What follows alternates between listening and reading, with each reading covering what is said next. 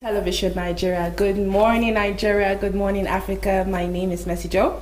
My name is Elvis. Okay, remember to always follow our live feed at www.tvn.news. Messi, good morning. Good morning, Elvis. How are you doing? I'm fine. Thank God it's Friday. Thank God I can it's see Friday. you're actually ready for the weekend.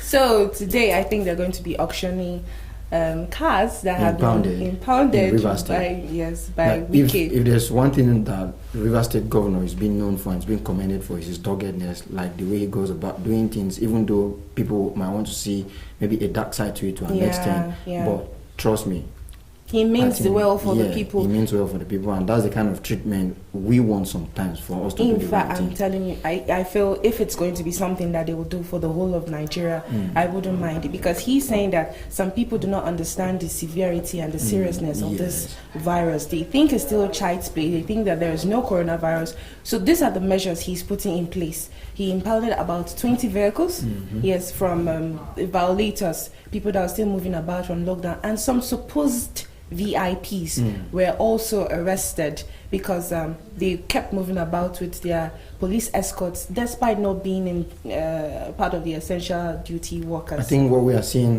basically now is as the federal government decided to ease the lockdown, it seems like they only shifted more to the state government. Yes. Because I saw a similar scenario in Enugu State where people who violated the interstate ban and then the curfew, their vehicles are actually impounded. Some of them are being turned back because this virus, like we keep talking about, is moving or moves when we all move. So having measures like this on ground will actually go a long way in safeguarding the lives of the people and curbing the spread of it. Yes, and talking about compliance by people, the NCDC is warning about a possible total lockdown if compliance are not being met by the people. Like when we saw the gradual ease of the lockdown as from Monday, we saw that there was not that much compliance from people.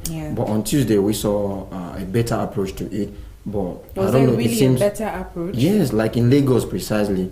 They were commending the National Union of Road Transport Workers for making sure that people adhere to the guidelines of not carrying more than a particular number of people per row in the vehicles and all of that. Even Lagos that people were scared of, they will not be able to manage that. But to an extent, even people who actually did not mean well for them, or who have not actually seen how well Lagos State National Union of Road Transport Workers have been going to that regard, actually came out to commend them. Yesterday, the PTF in their meeting, they actually faulted security personnel as well for not working together with them to make sure people are obliging to these rules, guidelines that have been slated out, particularly about the interstate bans. Ordinarily, one will have to wonder, like, how do people cross from one state to another when there are numerous roadblocks or checks on the road? That tells so at you that point in time, who do you question? You question the security operatives. So the PTF are not out of point to say that they really need to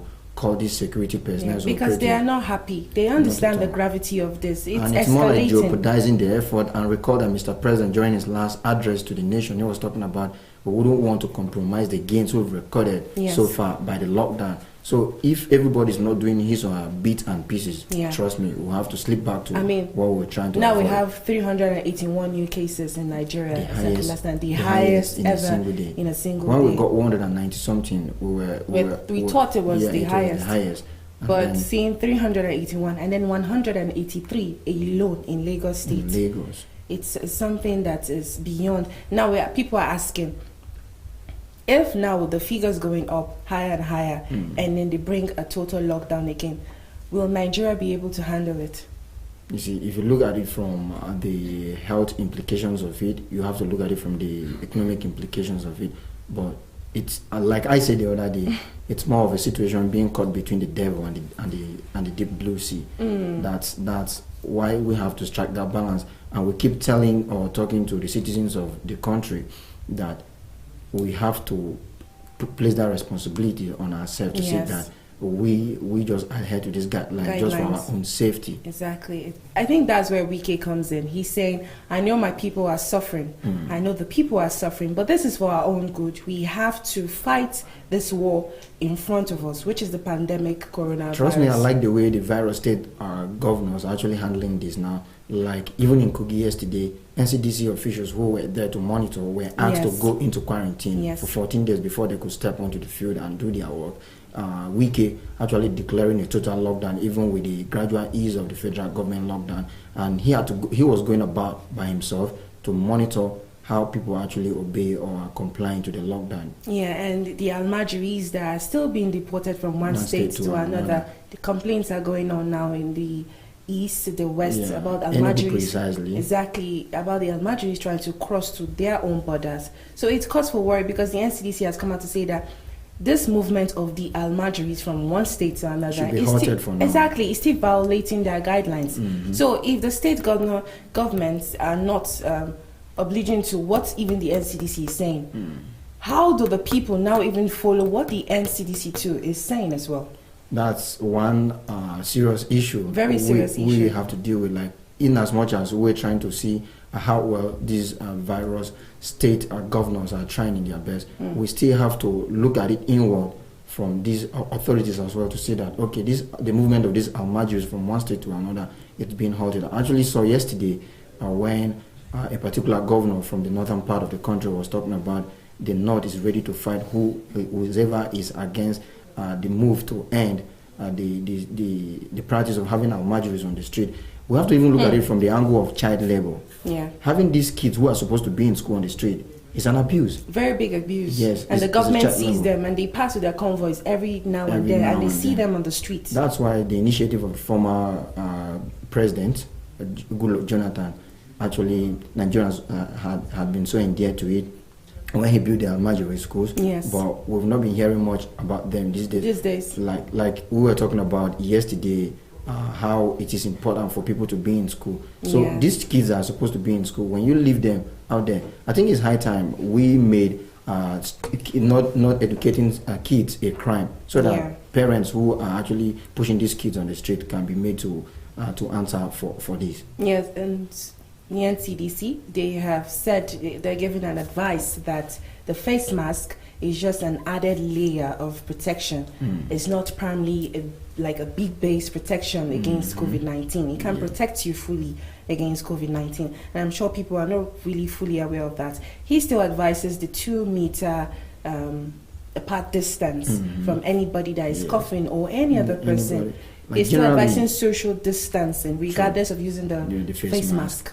True, because you don't even let people talk to your face at this particular point in time, because you wouldn't know who is infected and who is not infected. So I think prevention is always better than cure. So like we saw how the guidelines or there were some tips on the proper use of the face mask, be it the medical one or the locally sewn one. Yeah. And we would like to have you share. Yes, okay.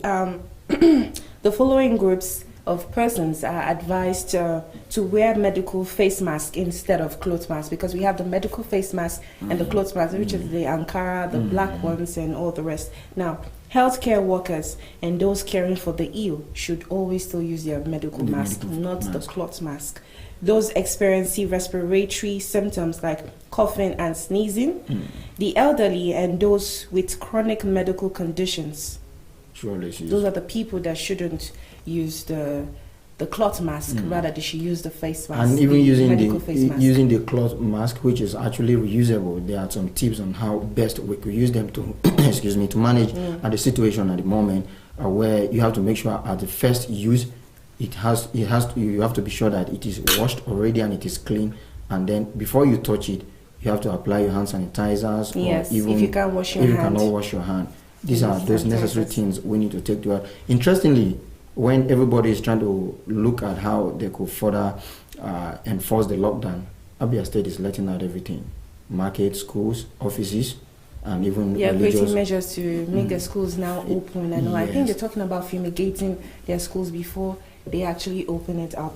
Oh, okay. And they actually talked about some guidelines. I think they are trying to adopt what is in place in Lagos, even though they might have their own way or their own reasons, because the government was talking about after several meetings and then consultations with medical experts, so they were allowed to open their markets from Monday, Wednesday, and Fridays. And then if barriers are to be held, there are days that it should be held to, given a number of people that are allowed to attend barriers. Like they were able to and carry everybody along, and then live touch on every sector of our living, of our being. So I think it's a good one from Abia State if they can actually get people to adhere to these guidelines. True.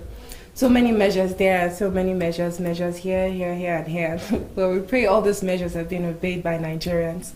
Let's go to Susan Achi and see what's on the news desk and the headlines topping Nigeria.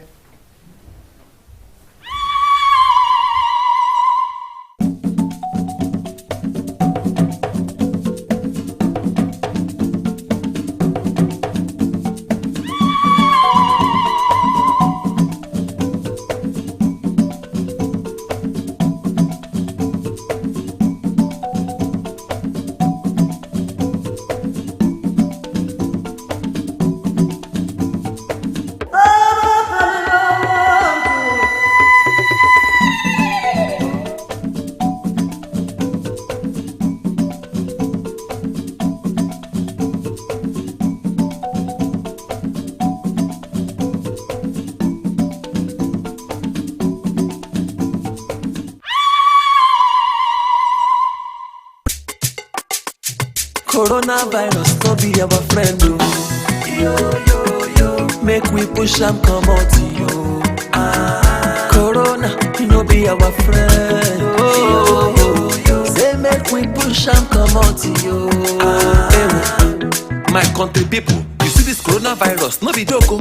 Make we help ourselves and our government pursue this yamayama sickness from our country. Make we remember to wash our hand every time with soap and water. Make we no forget to sanitize our hand and wear face mask when we come out. Also, make we avoid crowd and keep social distancing when we come out. My people, if you see say you don't get symptoms, make you rush go hospital make them treat you. Coronavirus no be our friend though. Make we remember say prevention better pass cure. Coronavirus no be our friend, yo. Make we push am comot, yo. Corona, he no be our friend, yo. Say make we push am comot, yo.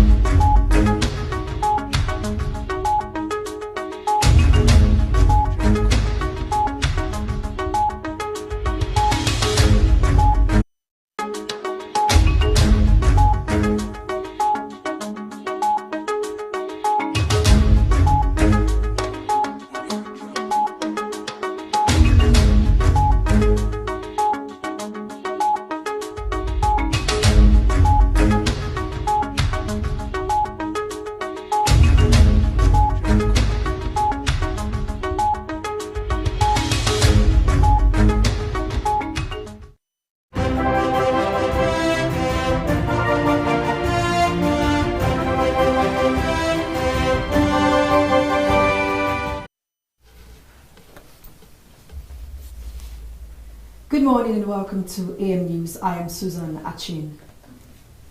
President Muhammadu Buhari has approved the waiver of import duty and value-added tax, VAT, for critical medical equipment and supplies. The president revealed this in a series of tweets on Thursday, saying the waiver was for a period of 6 months in the first instance. It explained that the president's action was part of measures put in place by government to address the impact of COVID-19 pandemic on its economy. The Minister of Health, Dr. Osagi Ehanire, has called on medical doctors and other healthcare professionals to shun unauthorized treatment of persons infected with coronavirus.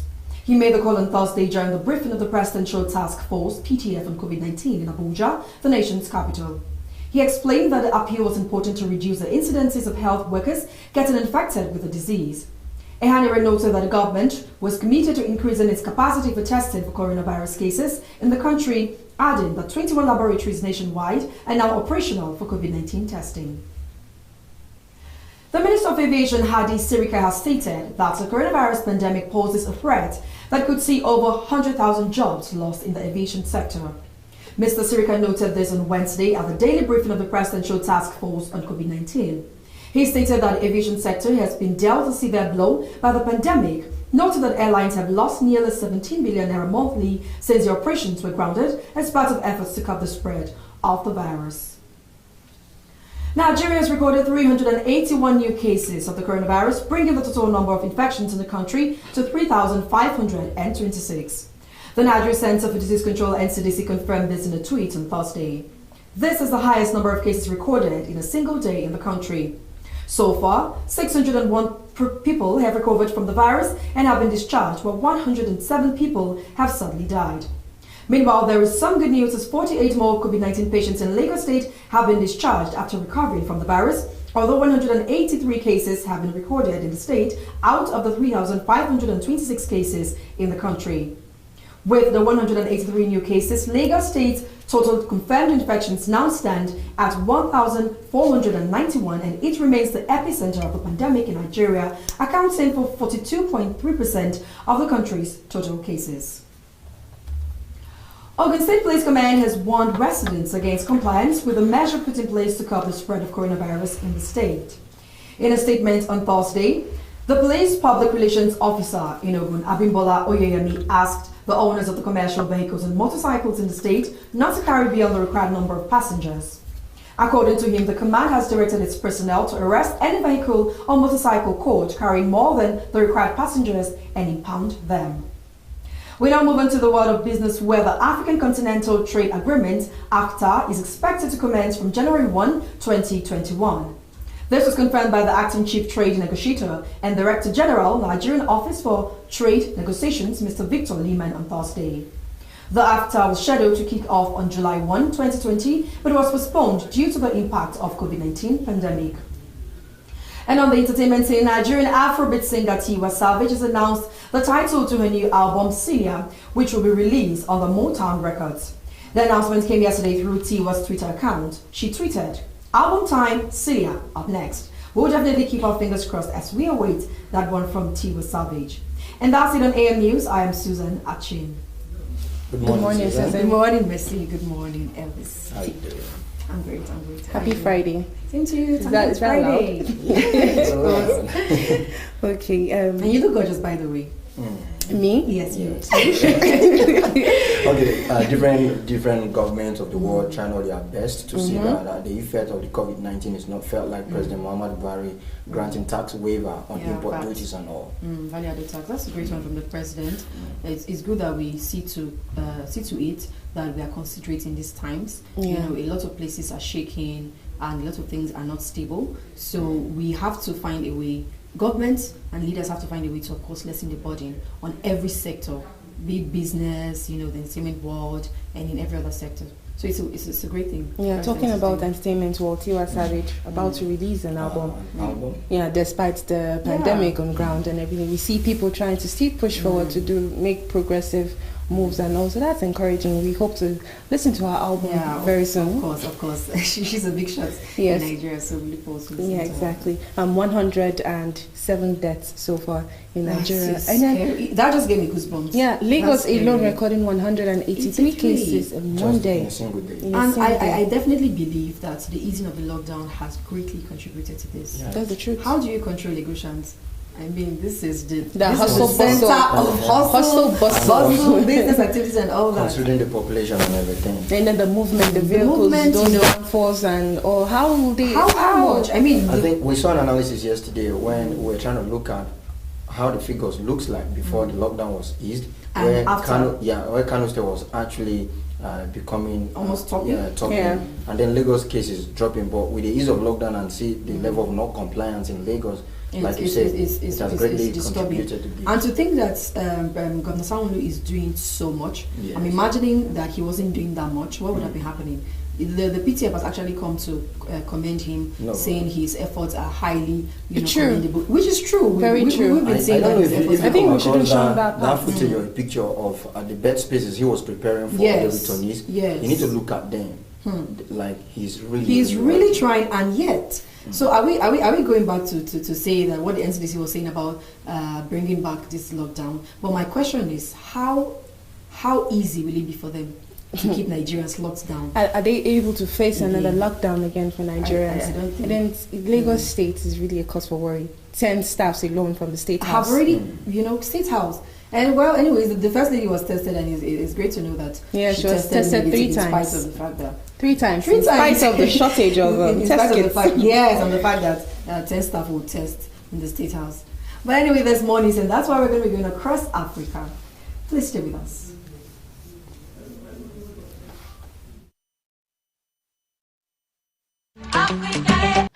This is News Across Africa on Daybreak Africa. Burundi's Attorney General Sylvester Nyandi has urged politicians not to incite violence following several clashes, some involving machetes between governing party supporters and those backing the opposition. There have been attacks in various parts of the country ahead of presidential and parliamentary elections due to be held in 2 weeks. At least 2 people have been killed in recent days. Human Rights Watch says there has been a systematic campaign of repression against Burundi's media and opposition.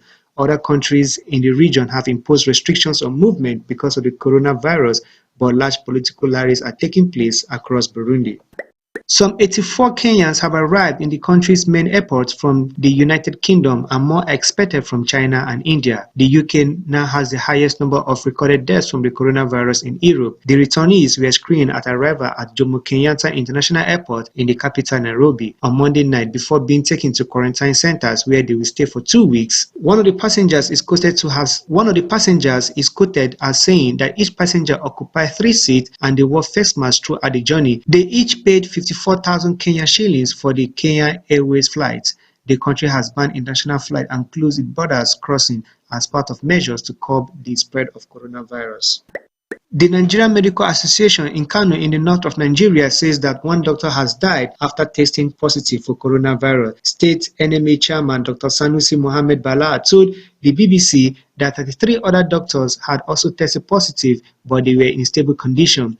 There are around 1,500 doctors in all in Kano State. Private hospitals provide over half of all healthcare in the state, but they have been closed due to coronavirus fears, placing a large strain on the public facilities. Nigeria Center for Disease Control has sent a support team to Kano after grave diggers reported a higher than usual number of people dying. The investigation is ongoing. Kano now has 397 confirmed cases of coronavirus, the second highest number in Nigeria. 32 cases have been confirmed in the northern state in the past 24 hours. A hotel manager in South Africa's northwest province has told local news station that alcohol was the main priority of a group of robbers who raided his business at gunpoint. First of all, they requested access to the alcohol, and then they wanted access to the rooms to see what valuable items were in the room, Willie Kruger said. Alcohol sales are still banned under the lockdown in South Africa, which has been partially relaxed. CCTV footage broadcast by the ENCA shows the criminals filling up a large bin with contents of a fridge and then dragging it away. The robbery took place just after the nighttime curfew began, the TV station reports. The Sudanese Prime Minister Abdallah Hamdok and his Ethiopian counterpart Abiy Ahmed discussed the border tensions between the two countries during a telephone call on Tuesday, the state-owned Sudanese news agency reported. The two leaders agreed to form a technical body to complete the demarcation of the border between the two countries. Sudan recently called on Ethiopia to withdraw its troops from Al-Fashaga, a large agricultural area on the Sudanese side of the border that has been under the control of Ethiopian government for several years. On 24 April, 1 Sudanese soldier was killed and 3 others wounded after an attack by the Ethiopian government. That is the much we have for you on News Across Africa. Daybreak Africa continues shortly.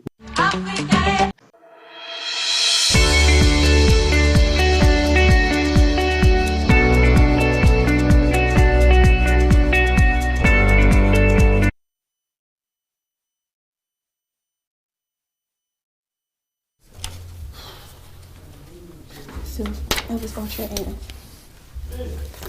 This is still Daybreak Africa here on television Nigeria. We have in the building Victor Tamba, who's going to be looking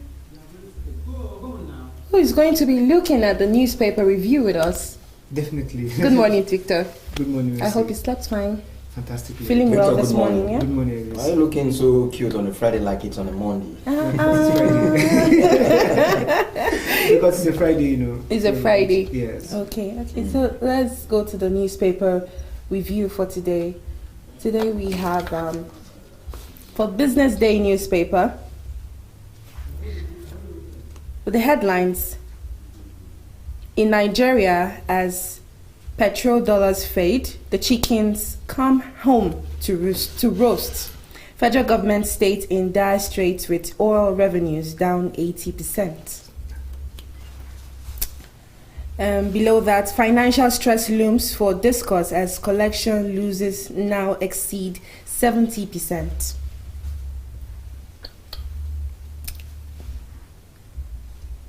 Victor, what do you have to say? Well, you know, the whole stuff has just been quite, you know, the recent coronavirus pandemic has really affected a lot of things in the economy, and it's not been so well so far. So I think it's just all in the whole listen. So we just hope that this just gets over with. You just get it over with. Okay, because of time. Yeah, let's move on to the next newspaper we have here, the Daily Independent. Hope of treating patients with herbal medicine dims. That is the banner headline from there. Why we can't? That's okay. Let's talk about hope of treating. Yeah, basically, I think in the AM news we heard that this. Okay, no, it wasn't in the AM news, but then the federal government has come out to say that they were already testing one particular herbal and stuff, and it has been certified. Or you know, the and last time there were a group of people who came out, some experts and researchers who came out and said they're working on a drug for instance, and then the NAFDAC came out to say they were aware of it, but they didn't sanction it. They're not yet approved it. But this time around, NAFDAC is saying we are aware of it, and this might be quite effective. So we are basically looking forward to that, and you know, this will be following in the line of the Less of Madagascar story that are coming up with their own natural stuff to solve. So it's a fantastic one to wait and see what herbal remedy they will bring in and how effective it will be. Yes. Okay, let's take a look at the Nation newspaper. The headlines there: Lagos discharges 48 as government house workers test positive. I think we're bantering on this with Susan Eleron. So it's really like 48 workers, state house workers, the government house workers. 48, that's a large number coming in within the government. And then I just want to wonder, how were they able to contract this virus? Was it from people coming in, other people coming into the government house, or they coming from going out? Or did they mingle with other people? Yes, and it's quite scary that that large number will come out from the government house itself, where all necessary precautions are supposed to be taken very seriously and adhered to. But then we see, and then we are actually glad that the governor and his wife, they are not affected, because they need that good head to. And then, like you mentioned, they have been doing well in Lagos. They have been quite active, but you know, it's their business, so naturally they need to be up and doing. Naturally. No, of course, because it is where the whole this pandemic is mostly with 1,491 cases of yes, that's a large number. When you combine Lagos, I mean, when you combine Kano, Abuja, maybe 3 other states on that line, they still won't be up to 1,491. Very, very, very, very, very correct. Okay, let's take a quick look at headlines from the Punch newspaper. NAFDAC meets researchers, herbalists over local treatment. Definitely. That's just what we discussed here, and I think that is what we have always been clamoring for in this country, that we should begin to look inward, and now the government through NAFDAC looking onto lots of medical herbalists to see what solution they can come up with, and that's very fantastic. But before this, other people have really been coming out to say we have this. I think we can remember about 3 different herbal institutions that came out to say we already have something like this that can work for it.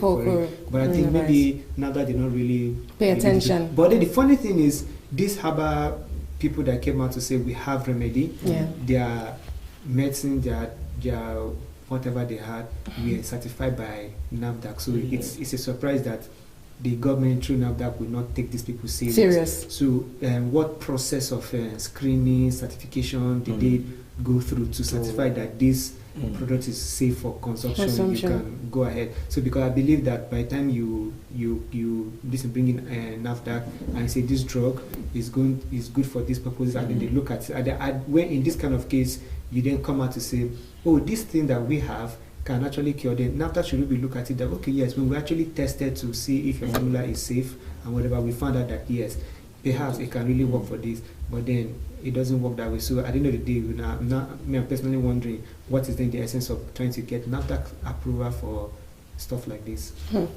Let's move to the Sun newspaper. COVID-19, we are at war, says federal government.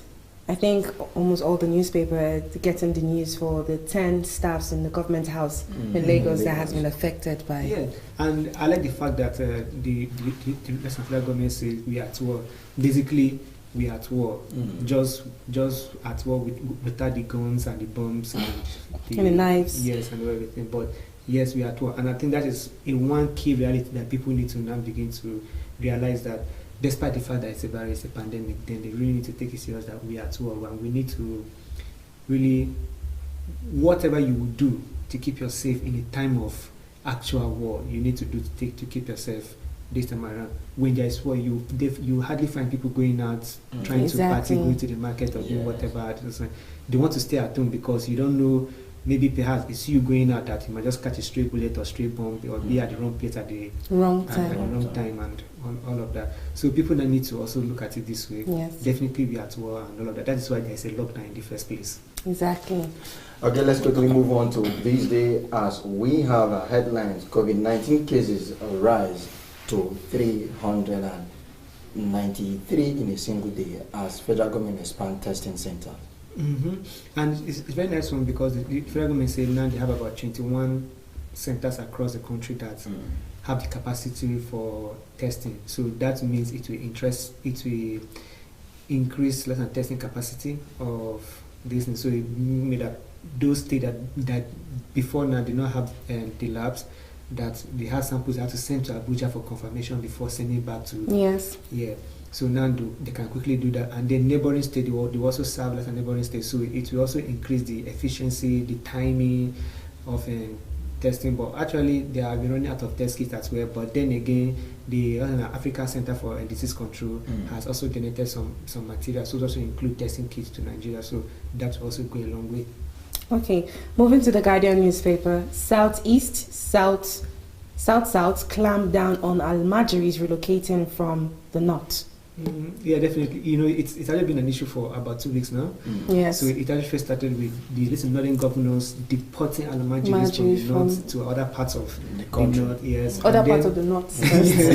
So then you also had, like in the south, the first state to take that initiative also was Rivers State. Yes, also such report. So basically, they hear other states like Abia and some other states now complaining that we're seeing this Almajiris sticking into our borders. Yeah. So and we have seen the situation with those ones that have been removed from Kano to elsewhere. Kaduna State. We found out that amongst them, some were testing, about 50-40 people were testing positive to the about virus. 80-something plus. Yeah, so it is a source of worry for these other states that the Almajiris will come in. So if they are going to clamp down on the Almajiris and see how they're going to deport them or stop them from coming into the state, where we might not really fault them because they're not the one that even laid the way in the first place. Yeah. But at the same time, we also complained that the policy of deporting them back to where they come from might not be the best, but because you know what it's moving the virus. If they indeed have the virus at that time, it's moving from one place to another, and then it gets to escalate.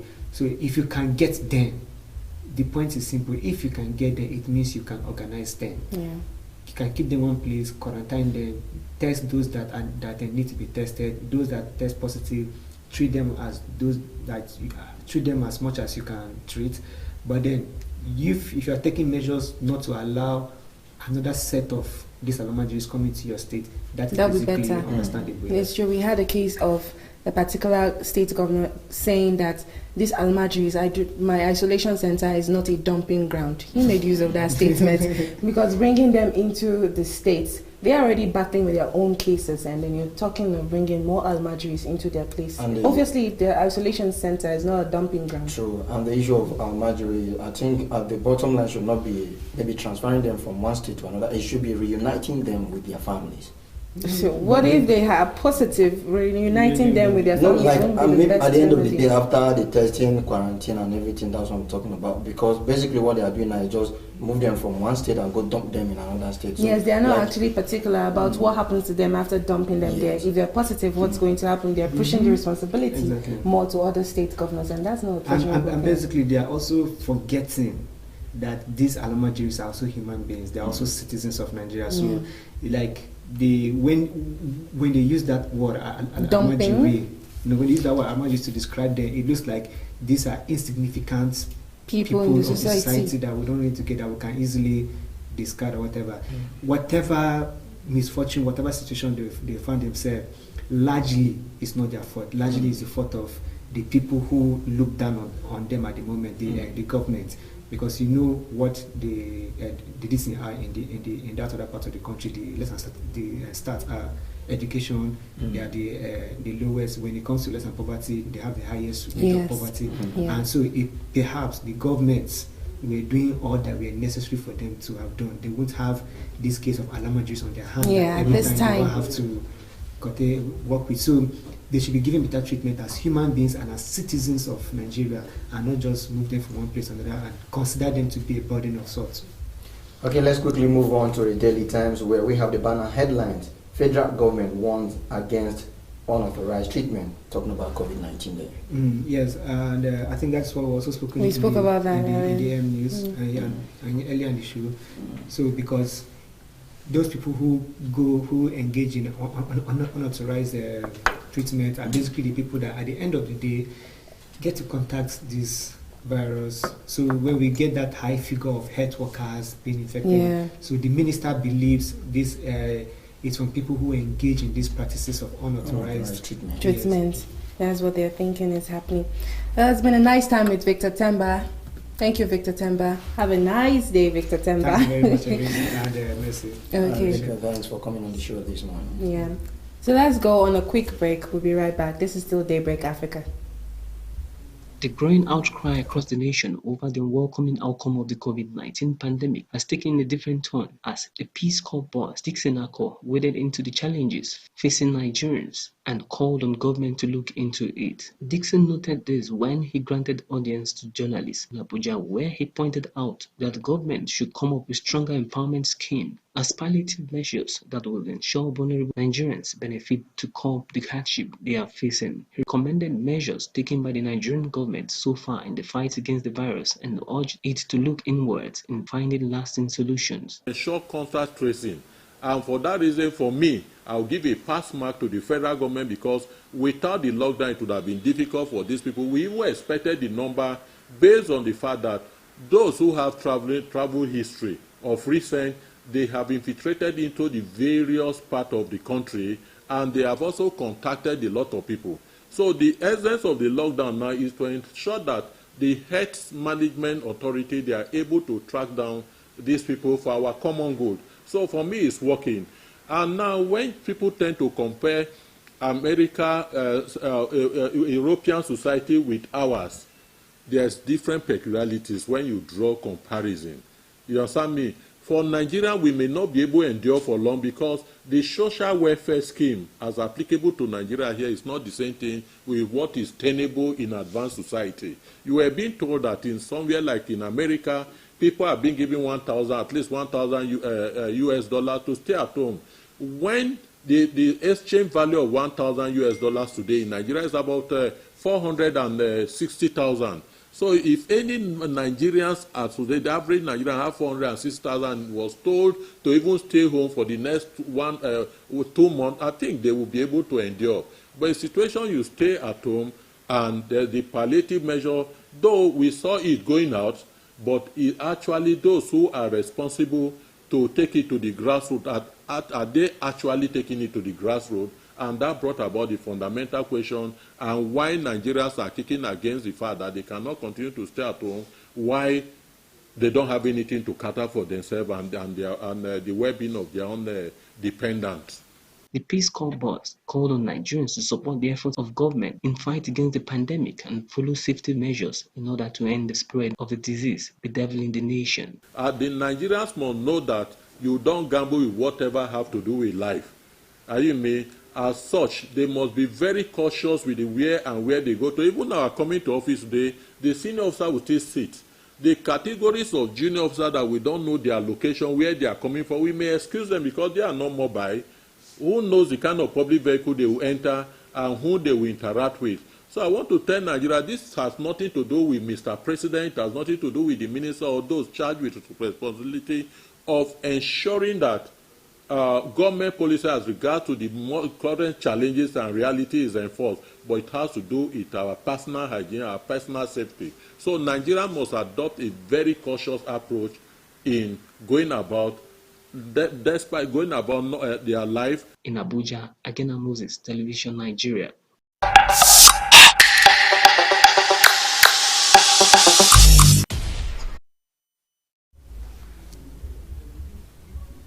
Welcome back. This is still Daybreak Africa on Television Nigeria. You heard Nigerians calling on stronger palliative, particularly the Director General of Peace Corps, the person of Dixon Akko.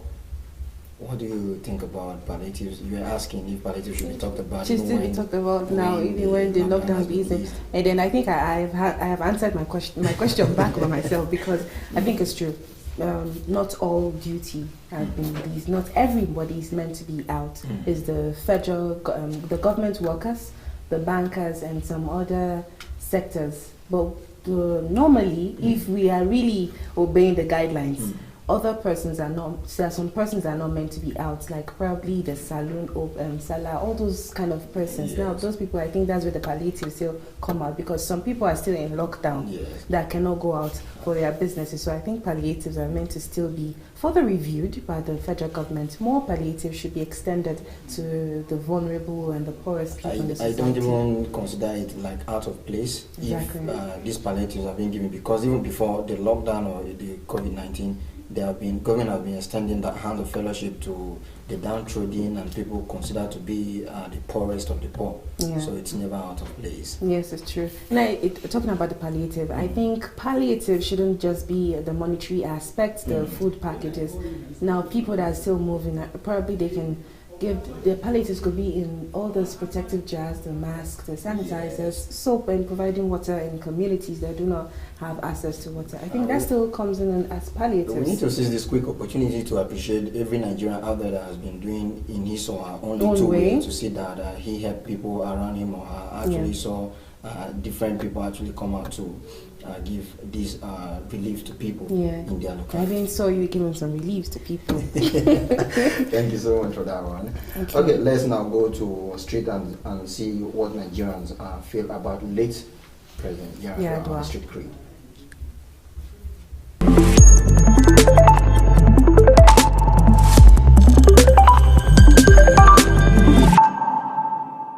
It's 10 years now. Yar'Adua died in the office. So I want to know what you remember about him most. Yar'Adua was a president that was actually known to actually take his pace when he wants to actually administer any policy. So he was a man that people actually appreciated because he was actually carrying, Nigerians along. He, in the area of actually dispensing his policies, though people thought maybe he was too slow, but he was always taking his pace to actually make sure that whatever policy is actually enacted is actually, is actually carried out, implemented. So Yar'Adua also is somebody that we want to actually give kudos to, because despite the fact that he actually spent a very short time, I would have suggested that if maybe he had not actually died, he would have actually been able to actually champion the cause of this country to that destination we have actually been anticipating. So he was actually a very good president, known for his resilience and in the area of actually discharging his duties. And of course, the policies that he would have actually been able to implement. Time was not actually on his side to actually carry all those things out. So, in fact, Nigerians would have loved a person like that to actually still be actually in power. But God knows best, and